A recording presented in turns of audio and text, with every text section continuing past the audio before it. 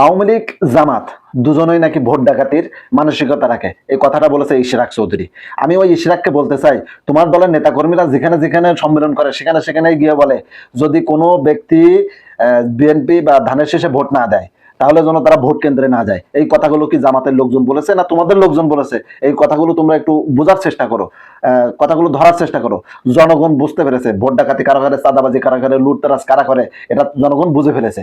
এখন জনগণ জামাতের প্রতি আকৃষ্ট হওয়ার কারণে জনগণ জামাতকে পছন্দ করতেছে, সেই ভয়ে তোমরা এই ধরনের পাপাগন্ডা অনলাইনে সারা জায়গায় ছড়িয়ে বেড়াচ্ছ। আসলে ভোট হলেই বোঝা যাবে কারা জনগণকে ভালোবাসে এবং কারা জনগণের কল্যাণে কাজ করে, বিএনপি নাকি জামাত, সেটা ভোটের ফলাফলের মাধ্যমেই বোঝা যাবে। বেশিবার ভালো না, কথাটা মাথায় রেখো। আল্লাহ ছাড় কিন্তু ছেড়ে দেয় না। এই যারা পূর্বের ইতিহাস দেখে শিক্ষা গ্রহণ করে না তাদের জন্য খুবই লজ্জার। ভিডিওটি শেয়ার করে সকলের মাঝে ছড়িয়ে দেবেন। ধন্যবাদ সবাই।